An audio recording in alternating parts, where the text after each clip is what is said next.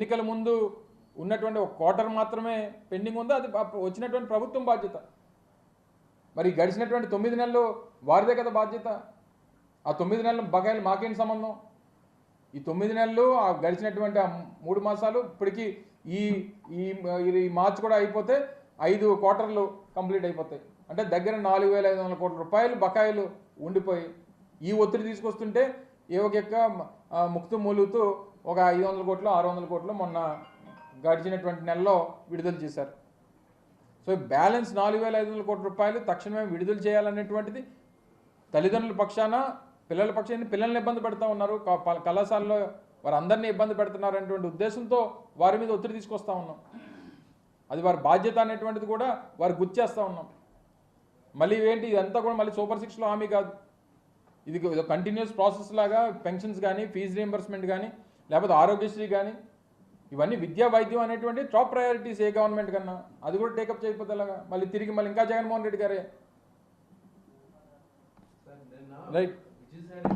కీలక వ్యాఖ్యలు చేశారు మీ మీద, మీ పార్టీ మీద జగన్ చుట్టూ కోటరీ ఉందని, ఆ పార్టీలో అవమానాలు ఇబ్బందులు పడ్డామని అంటారు. ఏం సార్ అసలు ఎవరు పడ్డారు అవమానాలు?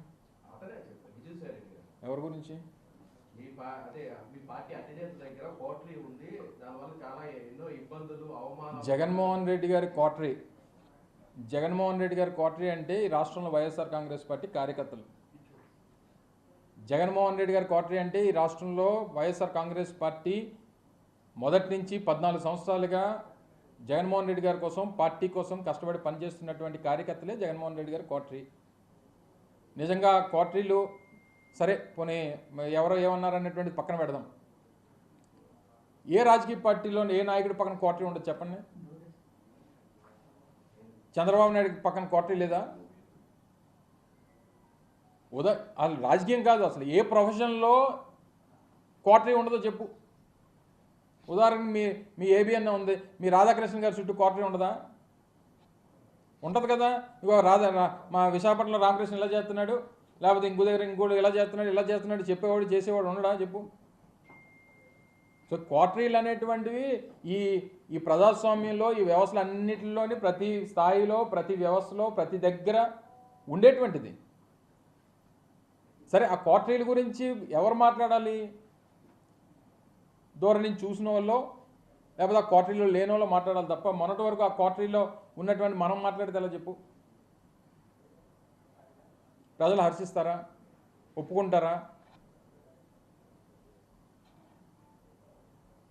సో ఇవన్నీ కూడా ఆలోచించి మాట్లాడుంటే బాగుండేది. సరే ఇంకా పార్టీ నుంచి రాజీనామా చేసి వెళ్ళిపోయిన తర్వాత అంతకంట ఇదిగా మాట్లాడతారని అనుకోవడం మన అమాయకత్వం అంతే. ఎవరి మనసు తిరిగింది? ఎందుకు విరిగిపోయింది?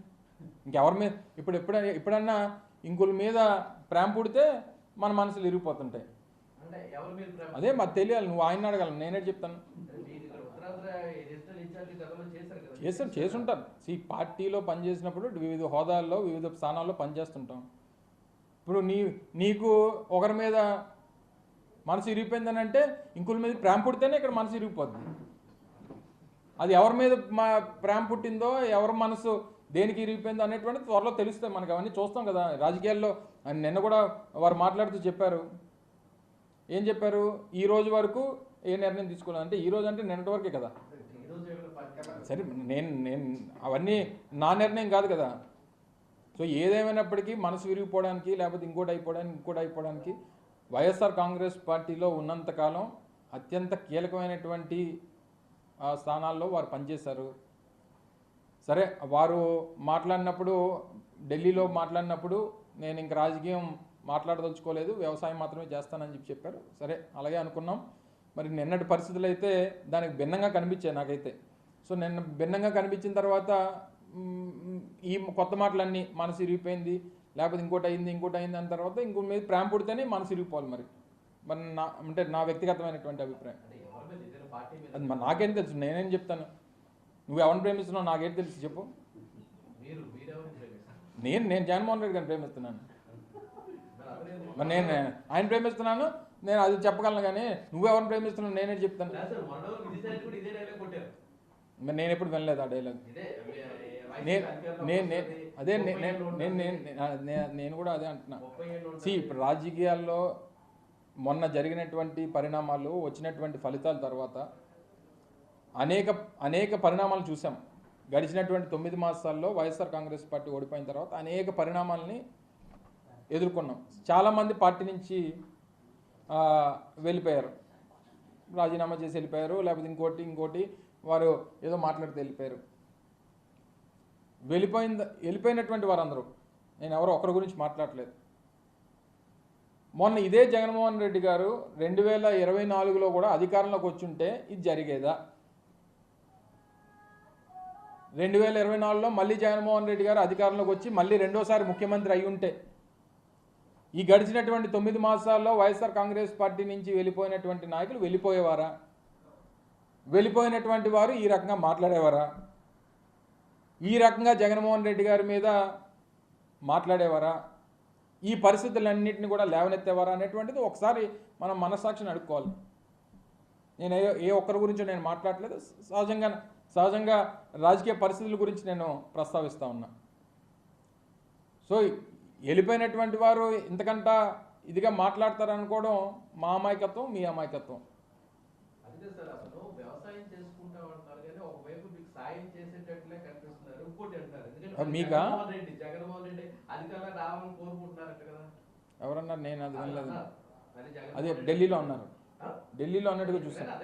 అదే నేను ఇందాక కూడా చెప్పింది అదే. ఢిల్లీలో వారు మాట్లాడినటువంటి మాటలకి నిన్న విజయవాడలో మాట్లాడినటువంటి మాటలకి చాలా వ్యత్యాసం కనబడింది అనేటువంటిది నా అభిప్రాయం. సో ఏదేమైనప్పటికీ సరే, ఈ క్వార్టరీ గురించి కానీ లేకపోతే ఇంకోటి గురించి మాట్లాడినప్పుడు మనం కూడా ఆ స్థాయిలో మనం పనిచేసాం కదా, ఆ స్థాయిలో ముఖ్యమైనటువంటి పాత్ర పోషించాం కదా. ఒకవేళ నిజంగా నిన్న వారు మాట్లాడినప్పుడు ఏమన్నారు, ఈ ఏదైతే వారు మెన్షన్ చేసినటువంటి క్వార్టరీ అనేటువంటి మాట్లాడారో, లేదా పూజారులు అనేటువంటి మాట్లాడారో, మొన్నటి వరకు ఆ పాత్రలో మనం కూడా పనిచేసాం కదా.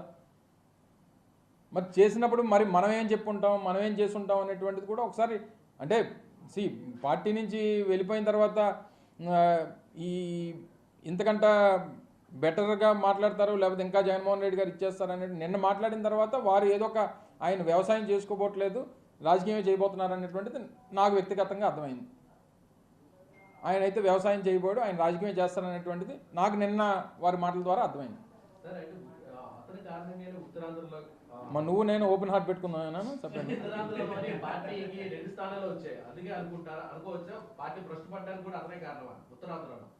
మొన్న చంద్రబాబు నాయుడుకి 2019లో 23 స్థానాలు వచ్చాయి. సరే, ప్రతిపక్ష హోదా రావచ్చు, ఓట్లు ఎన్ని వచ్చాయి చూసాం, అన్నీ జరిగాయి. సరే, పక్కన పెట్టి